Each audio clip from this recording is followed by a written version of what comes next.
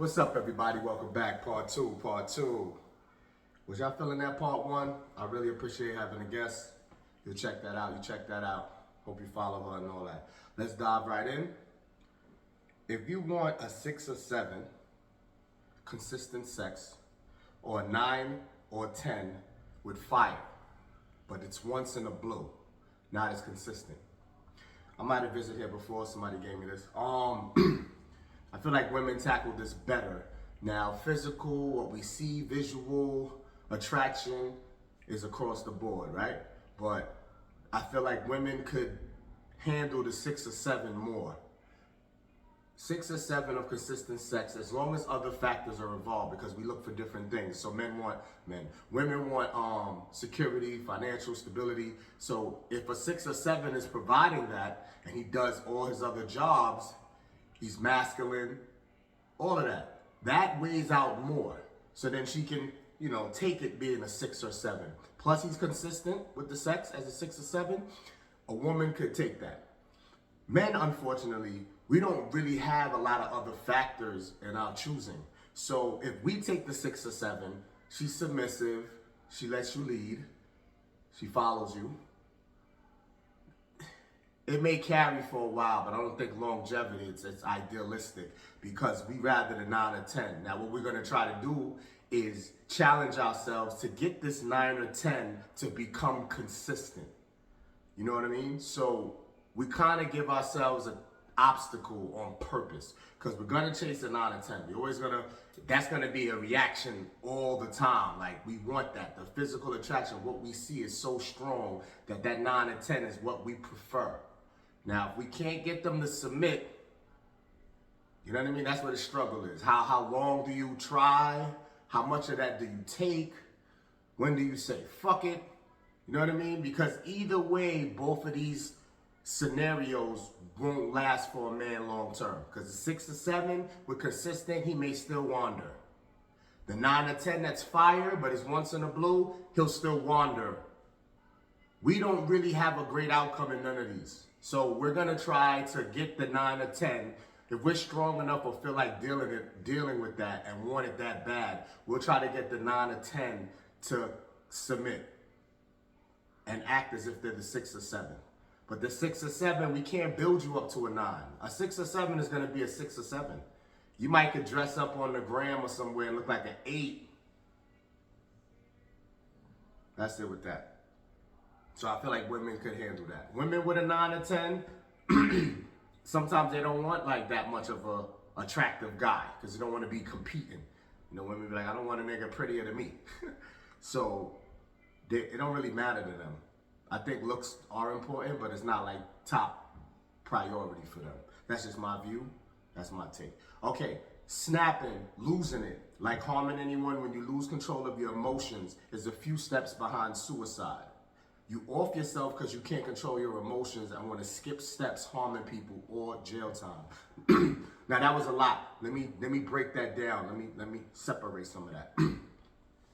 So whenever you hear on the news, on social media, wherever, that a guy, he might have either attacked his female, killed her, killed random people, whatever violent act a man does, he snapped. He lost control of his emotions, right? So compare that to the guys that just randomly commit suicide. People who do just off themselves. They're similar to me. I'm not praising none of these acts, but they're similar in the sense of, I feel like the one who snapped and harmed others is selfish. He has an issue he can't control, so he wants to harm other people to feel pain like himself. The one who commits suicide is unselfish, because he just takes himself out the equation.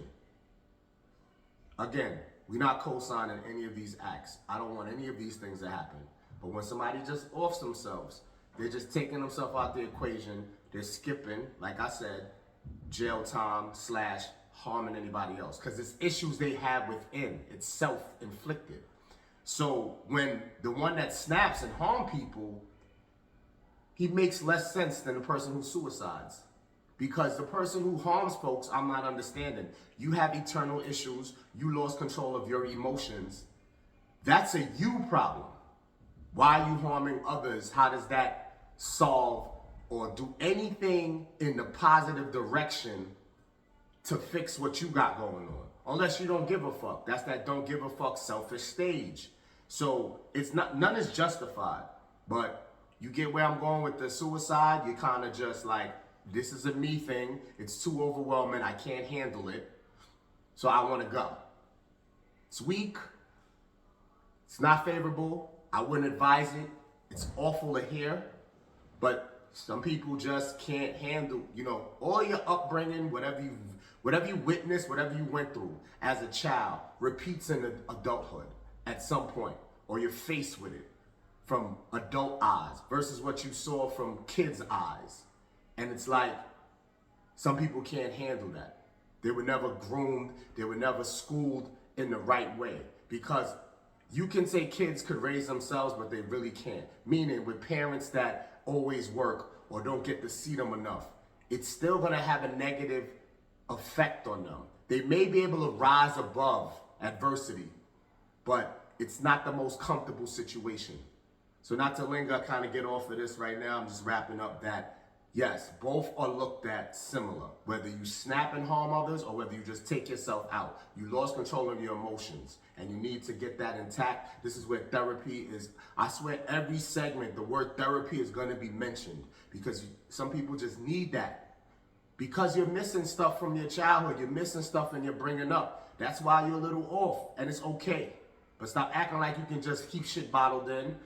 Stop thinking you can go to recreational usage to fix shit. You may just have to call it what it is and go sit down with somebody. All right. Outside of sex, fellas, can you find true women companionship and someone who actually values you? They argue all the time or debate all the time about men and women can't be platonic friends. Man, we can change this narrative if we want to. If we want to. I don't expect most of us to want to. Because women, that physical attribute, those physical feelings, men don't really control well. You can get to a point of certain age and certain stature where you're like, I'm looking at women for what they are. I don't need it. There's a lot of guys out there that do their podcasts and they try to school us that it's not always about physical attraction. It's not always about the sex. It's not always about smashing. When you gain self-control of you, and this is real, fellas, when you get on your purpose and you have a vision and you're trying to elevate your life financially, you're gonna have to put sex to the side. You're gonna have to really lock in. So if you could control yourself and not look at it like just physical all the time, we can be friends with women.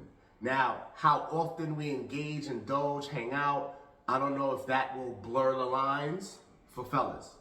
But it's dope because some guys, shout out Alpha Male Strategies, he said he likes women companionship. He just likes hanging with women. Like he'll go out with X amount of women versus hanging out with guys. Now, I feel like you should have a balance where you have your male friends that's solid dudes that you could rock with. And then you can have your batch of women that you just chill with or whatever. I know, again, it don't look as innocent as you might want to portray it because if there's an opportunity to get physical, we will get physical. That's just biological. But if, again, you zone in, lock into your purpose, what you here for, what you got to achieve, and you should always keep that mentality even when you reach a certain success. You should still aim higher just so you don't slack, just so you don't slip a little. Then you'll see that sex ain't really like every day or I'm chasing it, I need it. You can ease off of it. It's okay. So if you have that mindset and you mature enough, you can find true women out there that's just the homie for real. No, it's not ideal, but you can. Where do you find most comfort when not dealing with women or having a relationship? Talking to the fellas mostly. Productive, I hope, but I'm sad to say I don't think it's as productive. When guys have to face a breakup or face being dolo, I feel like they go to habits and things that are not really productive. You know, that could be a series of things. We can just go to drug use, alcohol use, just falling out of shape, eating junk, video games all day, even in negative circles who also bash women and feel like, you know, they've been dealt a bad hand. It's just very rare I see them go to the productive way immediately. Some could sink into this dark place at first and take themselves up out of it. That's dope. But it's rare that I feel like they snap right away and get to it. You know what I mean? But that's how you deal with that, and that's what you should do. You should find comfort in self, for yourself. Be a little selfish to get you back right, to feel like you are amazing, you are worthy. You know, people should be more than grateful in your presence type shit. But you gotta work. You gotta go right away. And I'm not really judging it, even though I started it with a negative light, saying that I see my fellow brothers slipping into a dark place first.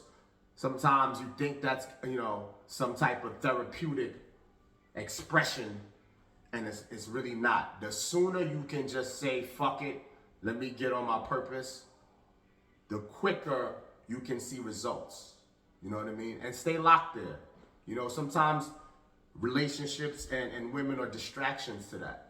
We don't want to admit that because we feel we're jack of all trades. We feel we can handle everything at once.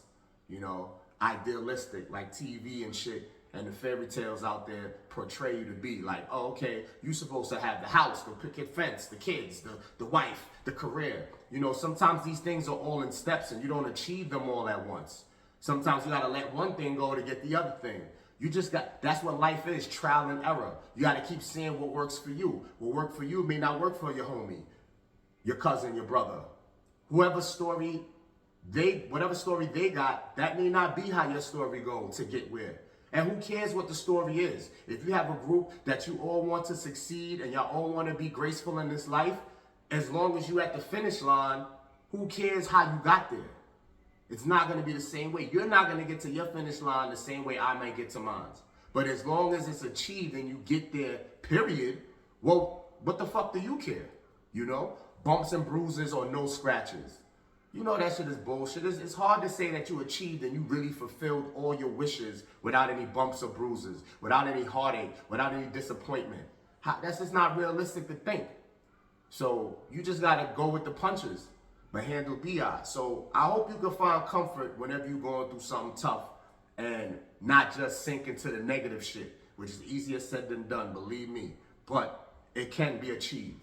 And you should stay on top of that. You may just get through it better than you thought for yourself. Listen, you only got to impress yourself in this life. Treat yourself good. Give yourself your flowers. And to stay on top of shit. That's why when you get there, you won't need anybody to validate it or to co-sign it because you went through it by yourself. Now, whoever want to come around after that or try to be in your space after that, it'd be up to you because you really could curve them and go, well, you ain't helped me get here, so I don't got to deal with you. You know what I mean? But that's a whole nother thing. So just try to stay locked in to whatever you want, whatever you going after without distraction. Don't be on it Monday, Tuesday, and Wednesday you slip. Stay as consistent as possible. Find ways to stay energetic. Find ways to keep your focus. There's so many things on YouTube. That's why I'm grateful if you're watching this, because there's so many things you could watch, so many things that's uplifting. These kids in this young generation don't understand how good they got it at the tip of their finger to kind of really get through almost anything. You can get through almost anything if you sit and listen. Even if you don't want an actual therapist, you still could go on YouTube and type in whatever the fuck's wrong with you. Yo, can't sleep. Niggas got shit for you to watch. So stay locked in. Stay dedicated. Tomorrow will be better.